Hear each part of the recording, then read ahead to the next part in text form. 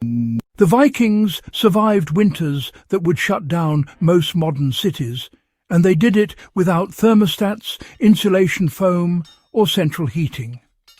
Even more impressive, they found a way to keep their homes warm all night long without feeding a fire until morning. This wasn't luck. It was design, discipline, and a deep understanding of heat that still feels clever today. This technique wasn't about blasting heat. It was about trapping it, stretching it, and letting it work slowly while everyone slept. And once you understand how it worked, you'll realize why Viking longhouses felt warmer at dawn than many poorly heated homes do right now. The core problem Vikings had to solve: northern winters weren't just cold. They were long, dark, and relentless. Fuel was precious. Firewood took time and energy to collect, and waking up every hour to feed a fire was dangerous and exhausting. A roaring hearth might feel comforting, but it burns through resources fast and fills enclosed spaces with smoke. So the real challenge wasn't how to make heat. Humans had solved that long before the Vikings, you know. The challenge was how to keep heat when the fire died down, without freezing or suffocating overnight. This is where Viking home design quietly outperformed most ancient cultures. The longhouse wasn't just a shelter. A Viking longhouse wasn't built like a modern home. It was, well, closer to a living system. Thick walls made from turf, earth and timber weren't decorative or symbolic. They were thermal mass. These walls absorbed heat during the day and released it slowly through the night, acting like a massive heat battery wrapped around the household. Turf, especially when stacked thick and layered properly, traps air inside the soil and grass roots. Air is a powerful insulator. Combined with wood framing, these walls reduced heat loss dramatically. Once warm, a longhouse stayed warm far longer than a thin wooden structure ever could. The roof mattered just as much. Often layered with sod, birch bark and earth, it added even more mass and insulation. Heat didn't rush out. It lingered. The fire was only half the system. The hearth sat at the centre of the longhouse, but it wasn't used like a modern fireplace. Vikings didn't keep flames roaring all night. Instead, they burned hot during the evening, when people were awake, cooking, repairing tools, and socializing. As night approached, the fire was deliberately reduced. Not extinguished, but banked. Embers were covered with ash or peat to slow oxygen flow. This created a low, steady heat source that lasted for hours without open flames. But here's where the real trick begins. Hot stones did the heavy lifting. Vikings understood something fundamental about heat storage. Stone holds heat far longer than air.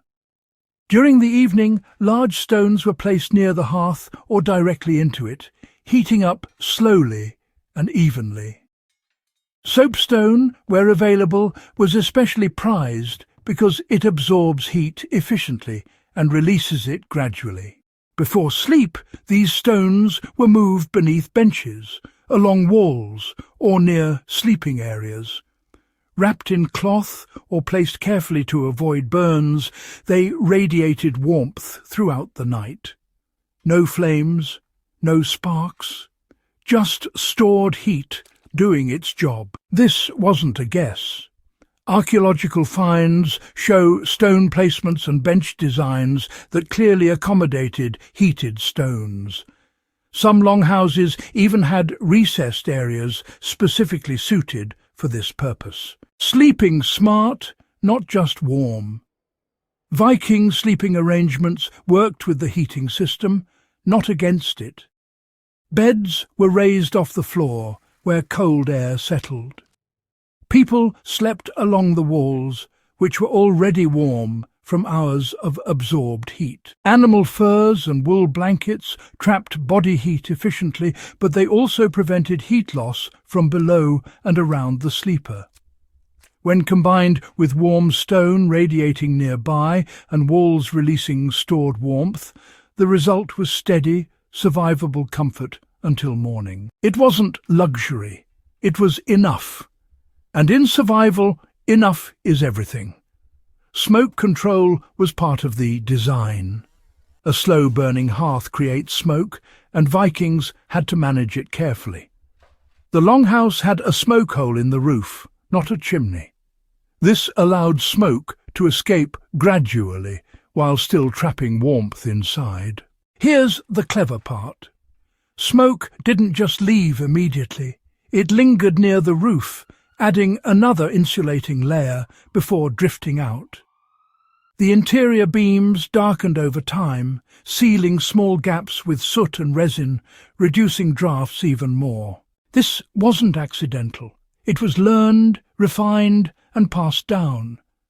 Why the house stayed warm until dawn. By the time everyone slept, the longhouse had become a heat reservoir. The walls were warm, the roof was warm, stones were warm, embers glowed quietly. Even when the fire stopped producing visible light, the house itself carried the warmth forward. This meant mornings weren't brutal. The inside temperature dropped slowly, not suddenly. People woke up cold, but not frozen. And with one spark preserved from the embers, the fire could be brought back to life quickly. Fuel saved, energy conserved, survival secured.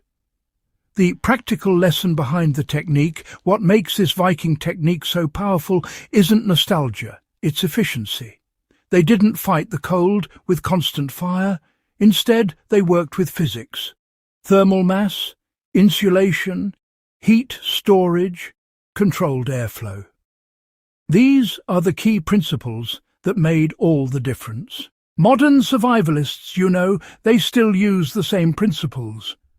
Earth-sheltered homes, rocket mass heaters, heated stone beds. These ideas aren't new at all.